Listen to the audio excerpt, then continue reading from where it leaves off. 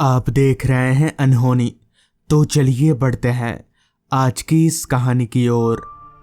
बहुत पहले जब मेरी उम्र 24-25 साल की थी, तब मैं एक प्राइवेट कंपनी में काम किया करता था। काम कुछ ऐसा था कि मुझे ज़्यादातर अपने घर से दूर ही रहना पड़ता था। हालांकि सैलरी अच्छी खासी मिल जाती थी, इसलिए ये काम करने में मुझे कोई तकलीफ भी नहीं थी। एक बार की बात है, काम के सिलसिले से मुझे एक बार गंगापुर जाना पड़ा। गंगापुर में मेरा काम 6 दिनों का था। रहने खाने का सारा इंतज़ाम कंपनी की तरफ से पहले ही कर दिया गया था, लिहाजा मैं फटाफट गंगापुर के लिए रवाना हो गया। ट्रेन, बस और ऑटो, इन 3 चीज़ों का सहारा लेकर मैं उस जगह पर पहुंचा जहां मेरे रहने का इंतज़ाम किया गया था। शाम की उस धुंधली रोशनी में वो 2 मंजिला इमारत किसी डाक बंगले की तरह लग रहा था। घर के आसपास ना तो कोई दूसरा घर था और ना ही कोई दुकान। कुल मिलाकर वो घर आबादी से काफ़ी दूर था। खैर, मैं उस घर के दरवाजे पर जाकर दरवाज़ा खटखटाने लगा। कुछ देर दरवाज़ा पीटने के बाद एक आदमी ने दरवाज़ा खोला। उनकी उम्र यहीं कोई 55 से 60 साल के आसपास की रही होगी। मैं समझ गया कि ये मनोहर काका हैं, जिनके बारे में मुझे बताया गया था, और शायद मनोहर काका ही इस घर की देखभाल करते हैं। तभी मैंने कहा, आप मनोहर काका है ना, इस घर के केयर टेकर? इस पर उन्होंने अपना सिर हाँ में हिलाया और मुझे अंदर आने को कहा, जिसके बाद मनोहर काका मेरा सामान उठाकर मुझे अपने कमरे में ले जाने लगे।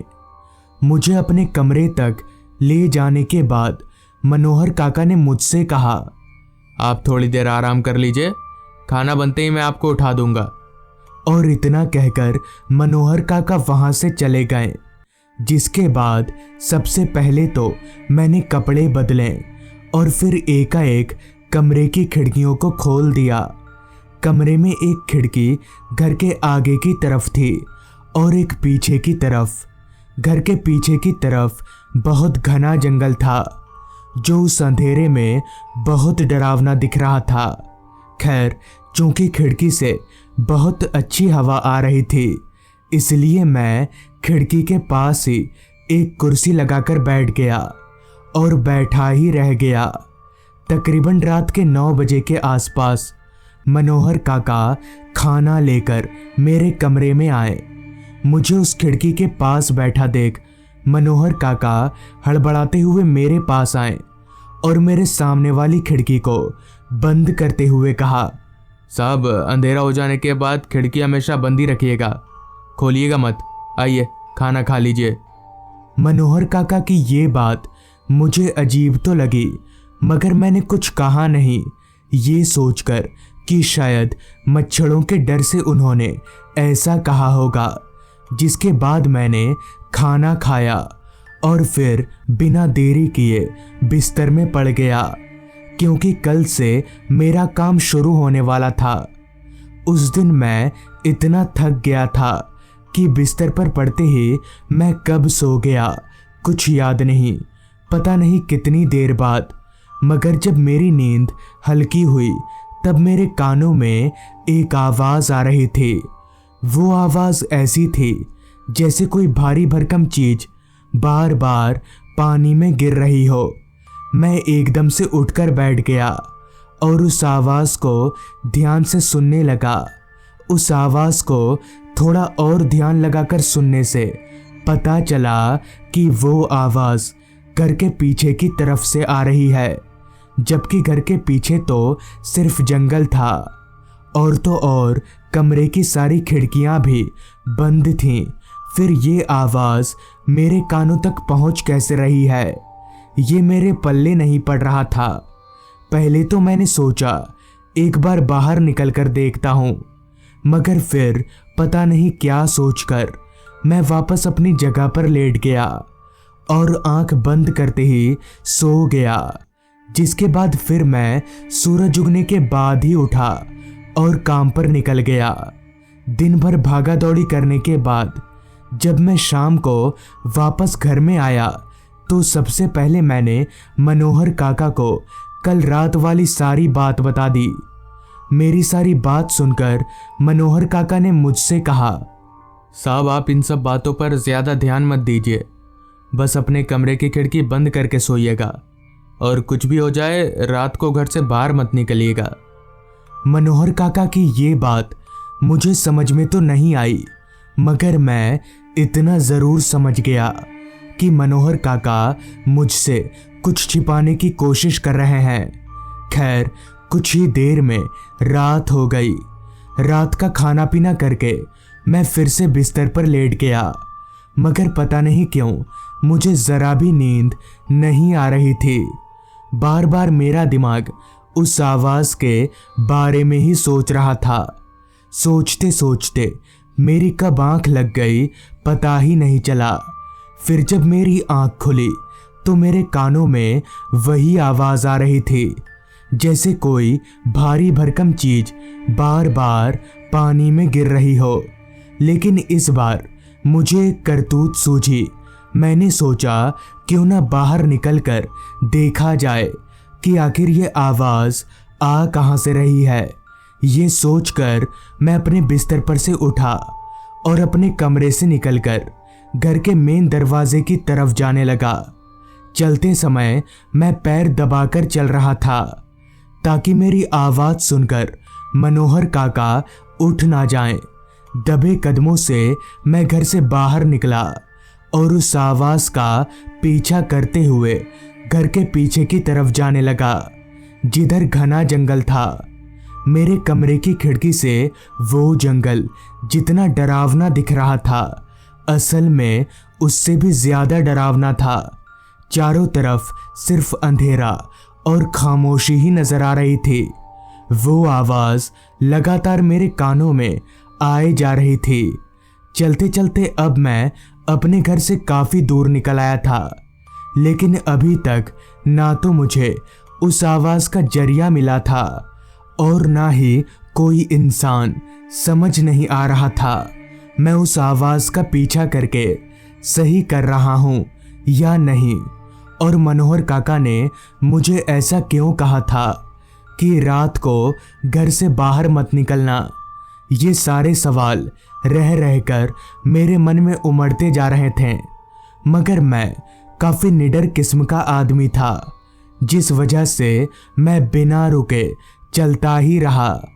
अभी मैं चल ही रहा था कि तभी मुझे ऐसा महसूस हुआ जैसे किसी ने मेरा पैर पकड़कर एकदम से खींच दिया हो, जिससे मैं औंधे मुंह ज़मीन पर जा गिरा।